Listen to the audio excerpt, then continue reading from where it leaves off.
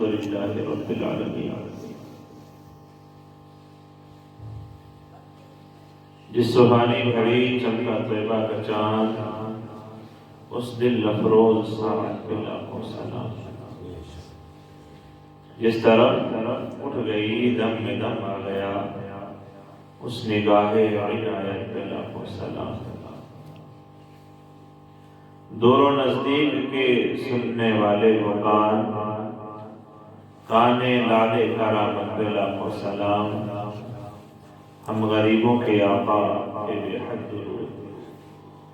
ہم فقیروں کی سربت پہ لاکھوں سلام۔ کاش محشر میں جب ان کی آمد ہو، بھیجے سب ان کی شوکت پہ لاکھوں سلام۔ مجھ سے خدمت کے قدسی کہیں ہارضا، مصطفیٰ جان رحمت پہ لاکھوں سلام۔ شمع بزم ہدایت پہ لاکھوں سلام۔ آئیے ہم سب مل کر نبی مکرم نور مجسم سرور عالم صلی اللہ علیہ وآلہ وسلم کی مقدس بارگاہ میں درود و سلام کا نذرانہ پیش کریں۔ سب مل کر پڑھ لیجیے اللہم صلی علی۔ اللہ رب العزت کا کروڑہ بار شکر احسان، اس مالک کی حقیقی نے ہم گناہگاروں کو اپنے اس پاک اور مبارک گھر میں آج کی شب جمع ہونا، ذکر رسول اور ذکر اولیاء کرام سننا نصیب فرمایا۔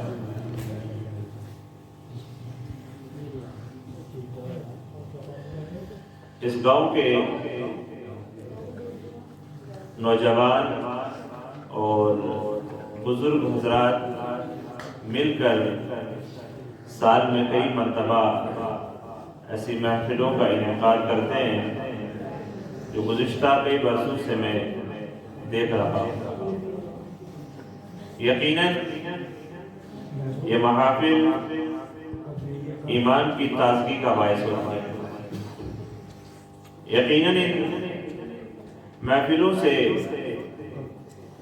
عشق رسول بڑھتا ہے، دین کی چند باتیں سیکھنے سکھانے کا موقع حاصل ہوتا ہے۔ بدقسمتی سے ہماری یہ محافل بھی دھیرے دھیرے صرف ایک رسم کے طور پر رہ گئی ہے۔ جیسا کہ ہم اس سے پہلے بھی دیکھ چکے اور اب بھی دیکھ رہے ہیں کہ جب ہم کسی محفل میں کوئی بات سنتے ہیں یا کوئی بات ہمیں سکھائی جاتی ہے، جیسا کہ میں بالخصوص عرض کروں کہ استاد العلماء نے ابھی آپ کے سامنے ناصحانہ جو بیان فرمایا، جس میں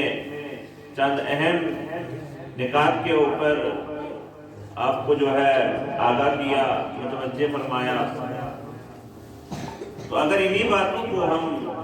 صبح اٹھ کر اپنے محلے بستی میں اپنے علاقے میں جائزہ لیں تو بدستور قائم رہتی ہے۔ یقیناً یہ بدقسمتی ہوگی ہماری کہ ہم لوگ ایسی محافل میں کوئی بات سنیں اور پھر اس پر عمل نہ کریں۔ ہمارا یہاں آ کر آپ کو بتانا اور آپ کا یہاں حاضر ہو کر سننا صرف ایک ہی مقصد رکھتا ہے، وہ یہ کہ اللہ اور اس کے رسول کی رضا حاصل ہو جائے اور جو ہم نے سنا ہے اس پر ہم عمل کریں۔ اگر کسی شخص کا اس کے علاوہ کوئی اور مقصد ہوتا ہے تو پھر اس کا ایک چکر ہی رہ جاتا ہے، یا پھر اس کا رات کا یہ جاگنا ہی رہ جاتا ہے۔ اللہ رب العزت عطا کرنے والا ہے، وہ کتنی نیکیاں عطا کرے گا، وہ اس محفل کے صدقے اور برکت سے کس کس کی مغفرت فرمائے گا، بخشے گا، یہ اس کی مرضی ہے۔ لیکن ہمارا ایک کام ثواب کے ساتھ، جو ثواب کی نیت ہوتی ہے اس کے ساتھ یہ بھی ہونا چاہیے کہ ہم اپنی اصلاح کی کوشش کریں۔ جیسا کہ میں آپ کی بارگاہ میں یہ عریضہ پیش کروں کہ جس محفل میں آج آپ بیٹھے ہیں یہ خواجہ خواجگاہ راجہ ہندوستان حضرت خواجہ معین الدین چشتی اجمیری سنجری رحمت اللہ علیہ کی یاد میں اور ان کے عرس کے موقع پر سجائی گئی ہے۔ خواجہ غریب نواز رحمت اللہ علیہ کی زندگی ہمیں ایک اہم اور بہت بڑا پیغام دے کر کے جاتی ہے، جو ہمیں اپنی زندگی میں اپلائی کرنا چاہیے، جس کو دیکھ کر ہمیں اپنی زندگی گزارنی چاہیے۔ ہماری محبت کا تقاضا یہی ہے کہ ہم لوگ جس سے محبت کریں اس کی ہر بات کو مانیں، اس کے عمل سے بھی محبت کریں، جیسا انہوں نے ہم تک دین کی باتوں کو پہنچایا ہے ہم انہیں سنیں اور پھر ان پر عمل کریں۔ تو خواجہ غریب نواز کی سیرت کو پڑھ نہیں سکتے،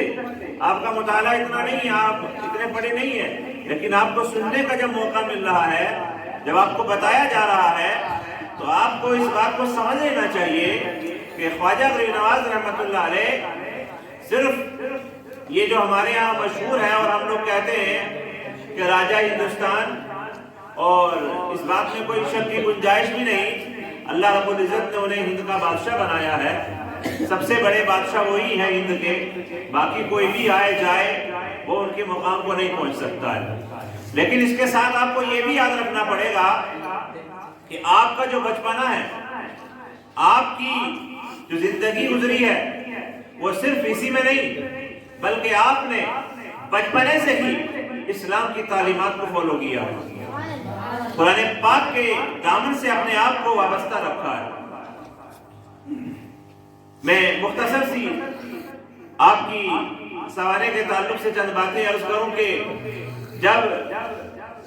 آپ 15 سال کے قریب ہوئے تو ولادت سے لے کر 15 سال آپ نے اپنے والد بزرگوار جو اللہ کے نیک بندے اور پیارے بندے ہیں حضرت غیاث الدین رحمت اللہ علیہ، ان کے پاس گزارے، تعلیمات حاصل کی، خوب خدمت کی۔ لیکن جب والد کا سایہ سر سے اٹھ گیا تو پھر آپ نے جو آپ کو وراثت میں ملی وہ ایک پنچکی اور ایک باغ تھا، بس انگوروں کا، اس کے علاوہ کچھ نہیں تھا۔ کیونکہ آقا صلی اللہ علیہ وسلم کا فرمان ہے کہ کسی شخص نے اپنی اولاد کو علم سے بڑھ کر، ادب سکھا کر کے کوئی اس سے بڑھ کر کوئی تحفہ نہیں دیا ہے، یعنی سب سے بڑا تحفہ یہ ہے، سب سے بڑا ہدیہ یہ ہے کہ تم اپنی اولاد کو دینداری سکھا کر کے جاؤ، علم دین سکھا کر کے جاؤ، قرآن پاک کی تعلیم سکھا کر کے جاؤ۔ ہمارے تحائف تبدیل ہو گئے، آج ہم یہ سمجھتے ہیں کہ اگر میں نے بیٹے کو گھر بنا کر دے دیا تو بہت بڑا کام کر لیا۔ ہم یہ سمجھتے ہیں اگر ہم نے 2-4 پلاٹ اپنی اولاد کے نام کر دیے تو ہم نے بڑا عمل کر لیا۔ یہ بچوں کا تھوڑا سا ڈسٹربنس ہے، اس کو ختم کریں گے تو چند باتیں میں اب تک پہنچاؤں گا۔ گزارش ہے سنجیدگی کے ساتھ مسجد شریف میں تشریف فرما ہے، ابھی رکھیں مسجد شریف کا اور چند باتیں سماعت میں فرما۔ درود پاک پڑھ لیجیے، اللہم صلی علی محمد وعلی آل سیدنا محمد واصحاب سیدنا محمد وبارک وسلم علیہ صلاۃ و سلام۔ کہ دنیا داری کمانا ہی سب سے بڑی طاقت ہے، تو اس کو حاصل کرنے کے لیے ہم اپنی اولاد کو جب دیکھتے ہیں کہ 10-12 سال کا ہو گیا تو فوراً کام کی طرف کہ اب باپ کا سہارا بنے گا، تھوڑا مال کما لے گا، تھوڑی دولت کما لے گا، اور مال کمانے کو سمجھتے ہیں کہ بیٹا کمانے والا ہو گیا جی ہمارا، تو میرا لڑکا ہے ہمارا۔ نہیں، آپ اسے کام سکھا کر کے اتنی بڑی دولت نہیں دے رہے۔ آقا فرماتے ہیں کہ اسے ادب سکھائیے، اسے دین کی تعلیم دیجیے، اس سے بڑھ کر کوئی اور تحفہ نہیں ہے، اس سے بڑھ کر آپ اپنے بیٹے کو کوئی چیز نہیں دے سکتے۔ پہلا قدم یہی ہونا چاہیے کہ جب وہ بولنے لگے، چلنے لائق ہو جائے، اچھائی برائی سمجھنے لگے، بڑے چھوٹے کو پہچاننے لگے، تو فوراً سے اس کو دین کی تعلیم کی طرف ڈال دیں۔ آقا نے عمر بھی بتائی ہے، 7 سال کا فرمایا، اور 10 سال تک جب پہنچ جائے تو فرمایا اسے مار کر کے نماز سکھاؤ۔ اب یہ تعلیم کا سلسلہ آقا نے صرف یہاں تک ہی نہیں بلکہ آقا ارشاد فرماتے ہیں کہ تم پر علم دین حاصل کرنا فرض ہے، ماں کی گود سے قبر کی گود۔ یہ ترتیب آقا صلی اللہ علیہ وسلم نے بتائی ہے۔ اور ہم لوگ تھوڑا سا بڑا ہو جاتا ہے تو ہم سمجھتے ہیں اب کیا حاصل کرے گا، اب تو کام کرے گا اور پراپرٹی جمع کرے گا، میرا سہارا بنے گا، اور یہ بہت اچھی بات ہوگی۔ یاد رکھیں تعلیم اتنا بڑا ہتھیار ہے کہ جو ہمیں خواجہ غریب نواز کی سیرت سے بھی پتہ چلتا ہے کہ خواجہ غریب نواز جب اس باغ میں جو حضرت غیاث الدین رحمۃ اللہ علیہ نے چھوڑا تھا، باغبانی کر رہے ہیں، پانی اس باغ کو دے رہے ہیں اور اسی کام میں مصروف ہوئے چند دن کے لیے، کیا ہوتا ہے کہ جب ایک اللہ والے، کیونکہ بچپنا ہی خواجہ معین الدین حسن سنجری رحمۃ اللہ علیہ کا اسی ترتیب پر گزرا تھا کہ اللہ والوں سے محبت کرنے والے، بڑوں کا ادب کرنے والے اور دینداری سے اتنا شغف رکھتے تھے کہ ہمتن گوش ہو کر پڑھنا، عبادت کرنی، والدین کی خدمت کرنی۔ تو آپ نے ایک اللہ والے کو دیکھا جن کا نام کتب میں ابراہیم قندوزی کے نام سے آتا ہے، تو فرماتے ہیں جب ان کا آنا ہوا تو آپ نے فوراً سے اپنے پاس جو کپڑا وغیرہ تھا وہ بچھایا اور ایک درخت کے سائے میں بٹھا دیا۔ کچھ ہی دیر گزری تھی کہ آپ باغ میں سے ایک انگوروں کا خوشہ توڑ کر لاتے ہیں اور آپ کے سامنے پیش کر دیتے ہیں اور دو زانو ہو کر بیٹھ جاتے ہیں۔ یہ تعلیم جو آپ نے حاصل کی تھی وہ دکھائی دے رہی ہے۔ آپ نے جب انگور پیش کیے تو تھوڑا تناول فرمانے کے بعد ابراہیم قندوزی رحمۃ اللہ علیہ نے اپنے پیراہن مبارک میں ہاتھ ڈالا اور ایک روٹی کا ٹکڑا چبایا، اور چبانے کے بعد حضرت خواجہ معین الدین چشتی اجمیری سنجری رحمۃ اللہ علیہ کے منہ مبارک میں دیا۔ اب ادھر جو والد صاحب کے وصال کے بعد میں آپ باغبانی میں مصروف ہوئے تھے، فرماتے ہیں وہ اللہ والے کے منہ سے لگا ہوا وہ لقمہ میرے منہ میں آنا ہی تھا، وہ روٹی کا ٹکڑا آنا ہی تھا کہ کیفیت اور بدل گئی، باغبانی بھول گئے۔ یاد کیا رہا؟ جب آپ نے اسے اپنے حلق سے نیچے اتارا تو یہ سب بھول گئے۔ فرماتے ہیں پنچکی جو تھی وہ بھی آپ نے دے دی اور باپ کو بھی فروخت فرما دیا، اور پھر کس کام کے لیے نکلے؟ فرماتے ہیں آپ نے اس کے بعد جا کر تعلیم پہلے بھی حاصل کی اور تعلیم میں مصروف ہو گئے۔ یہاں ایک بات رک کر بتاؤں جو ہمارے بزرگوں سے میں نے سنی اور آقا صلی اللہ علیہ وسلم کا فرمان بھی ہے، ہمارا معاشرہ اللہ والوں سے تھوڑا تھوڑا کٹنے کو ہے، بھاگتا جاتا ہے، کیونکہ کچھ ایسے لوگ اس میں آ چکے ہیں